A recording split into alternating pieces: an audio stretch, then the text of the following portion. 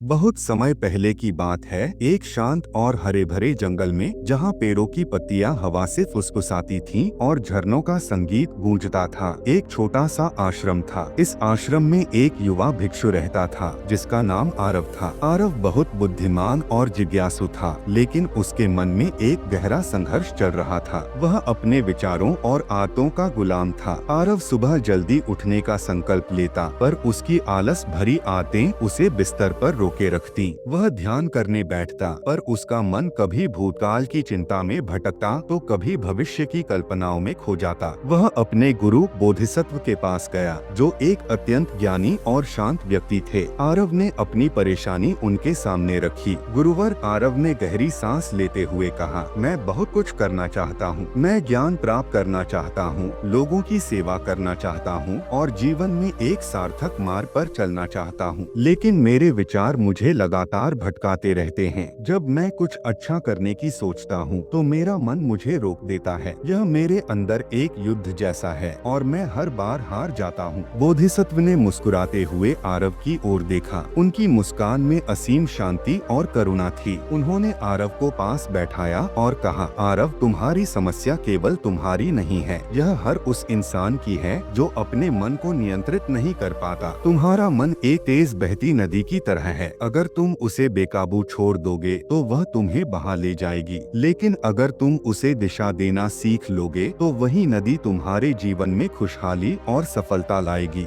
गुरु बोधिसत्व ने एक गहरी सांस ली और कहा, तुम्हें अपने विचारों का मालिक बनना होगा, उनका गुलाम नहीं। यह कोई आसान काम नहीं है, पर यह सबसे महत्वपूर्ण काम है। आज मैं तुम्हें इस बौद्ध मन के नियंत्रण के 5 मूल सिद्धांत बताऊंगा। इन्हें सिर्फ सुनना नहीं, बल्कि अपने जीवन में उतारने का प्रयास करना। पहला सिद्धांत, जागरूकता का दीपक जलाओ। बोधिसत्व ने कहा, आरव, हमारा मन एक अंधेरे कमरे की तरह है, जिसमें असंख्य विचार और भावनाएं बिना किसी क्रम के घूमती रहती हैं। जब तक हम इस कमरे में एक दीपक नहीं जलाते, तब तक हम कुछ भी साफ साफ नहीं देख पाते। वह दीपक है जागरूकता। जागरूकता का मतलब है अपने विचारों को देखना, लेकिन उनसे जुड़ना नहीं। कल्पना करो कि तुम एक नदी के किनारे बैठे हो और पानी में बहती पत्तियों को देख रहे हो। तुम उन पत्तियों को रोकने की कोशिश नहीं करते, न ही उन्हें पकड़ते हो, तुम बस उन्हें बहते हुए देखते हो। इसी तरह अपने विचारों को देखो। जब कोई नकारात्मक विचार आए, मैं यह नहीं कर सकता, मैं बहुत आलसी हूँ, तो उसे सिर्फ देखो, उस पर प्रतिक्रिया मत दो, उसे सिर्फ एक विचार के रूप में पहचानो और उसे जाने दो।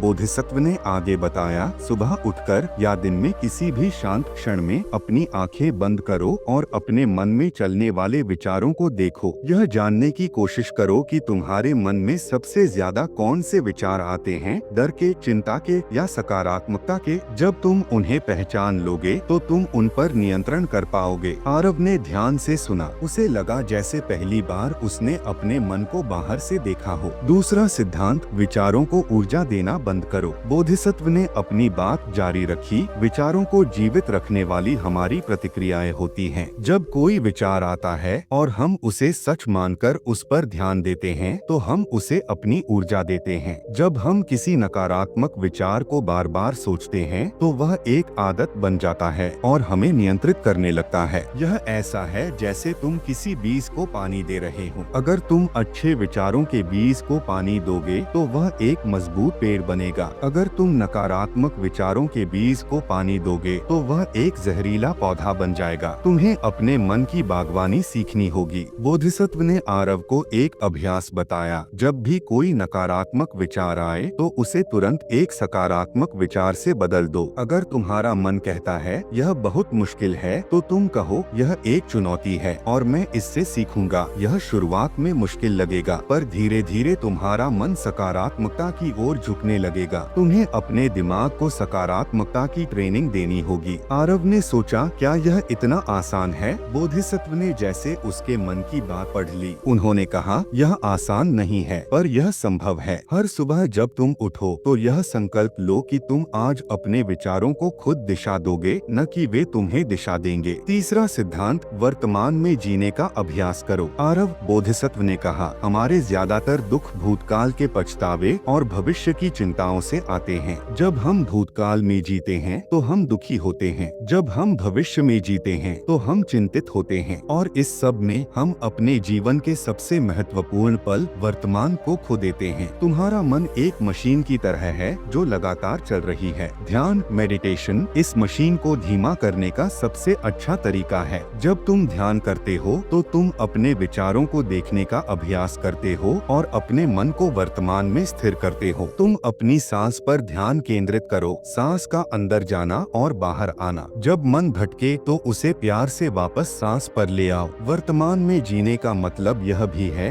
कि तुम अपने हर काम को पूरी जागरूकता के साथ करो। जब तुम भोजन करते हो तो उसके स्वाद और बनावट पर ध्यान दो। जब तुम चलते हो तो जमीन पर अपने कदमों को महसूस करो। जब तुम किसी से बात करते हो तो पूरी तरह से उनकी बात सुनो। यह तुम्हें तुम्हारे मन पर नियंत्रण देगा और तुम्हें अपने जीवन में गहरी शांति का अनुभव कराएगा। आरव ने महसूस किया कि यह सिद्धांत उसके लिए बहुत महत्वपूर्ण था। वह अक्सर अपने विचारों में इतना खोया रहता था कि वह अपने आसपास की सुंदरता को देख ही नहीं पाता था। चौथा सिद्धांत आत्मकरुणा और स्वीकृति का अभ्यास करो। बोधिसत्व ने कहा, आरव, हम अक्सर अपने सबसे कठोर आलोचक खुद होते हैं। जब हम कोई गलती करते हैं तो हम खुद को कोसते हैं। जब हम असफल होते हैं तो हम खुद को बेकार समझते हैं। यह आत्मालोचना हमारे मन को कमजोर करती है और हमें आगे बढ़ने से रोकती है। तुम्हें खुद के प्रति दयालु होना सीखना होगा। जब तुम असफल हो तो खुद को क्षमा करो। जब तुम कोई गलती करो तो उसे स्वीकार करो और उससे सीखो। तुम्हारे विचार तुम्हारे दुश्मन नहीं हैं, वे सिर्फ तुम्हारे मन का एक हिस्सा हैं। उन्हें स्वीकार करो पर उन्हें तुम्हें नियंत्रित करने मत दो। आत्मकरुणा का मतलब यह नहीं है कि तुम अपनी गलतियों को नजरअंदाज करो, बल्कि यह है कि तुम उनसे सीखो। हर गलती एक सीखने का अवसर है। जब तुम खुद को प्यार और स्वीकृति दोगे तो तुम्हारा मन शांत होगा और तुम अपनी ऊर्जा को नकारात्मकता से लड़ने में बर्बाद करने की बजाय खुद को बेहतर बनाने में लगा पाओगे। यह सिद्धांत आरव के लिए सबसे मुश्किल था। वह हमेशा खुद से परफेक्ट होने की उम्मीद रखता था। बोधिसत्व ने उसे समझाया कि पूर्णता एक भ्रम है और वास्तविक प्रगति स्वयं को स्वीकार करने और बेहतर बनाने के प्रयास में निहित है। पांचवा सिद्धांत सचेत कर्म, कॉन्शियस एक्शन करो। अंत में बोधिसत्व ने कहा, विचारों का मालिक बनने का अंतिम और सबसे महत्वपूर्ण सिद्धांत है सचेत कर्म। जब तुम अपने विचारों को नियंत्रित करना सीख लेते हो तो तुम्हें यह भी सीखना होगा कि उन पर कैसे कार्य करना है। बहुत से लोग अच्छी योजनाएं बनाते हैं लेकिन उन्हें कभी पूरा नहीं करते। उनका मन उन्हें टालमटोल, प्रोक्रास्टिनेशन करने के लिए मजबूर करता है। एक बार जब तुम एक निर्णय लेते हो, चाहे वह सुबह जल्दी उठने का हो या किसी नए कौशल को सीखने का हो, तो तुरंत उस पर काम करना शुरू कर दो। छोटे छोटे कदम उठाओ। अगर तुम सुबह 5 बजे उठना चाहते हो तो कल से सिर्फ 5:30 बजे उठने का प्रयास करो। अगर तुम 10 मिनट ध्यान करना चाहते हो तो पहले सिर्फ 1 मिनट से शुरुआत करो। जब तुम एक छोटा सा लक्ष्य पूरा करते हो तो तुम्हारा मन आत्मविश्वास से भर जाता है। यह आत्मविश्वास तुम्हें बड़े लक्ष्य हासिल करने की प्रेरणा देता है। याद रखो, विचारों पर तुम्हारा नियंत्रण तब तक अधूरा है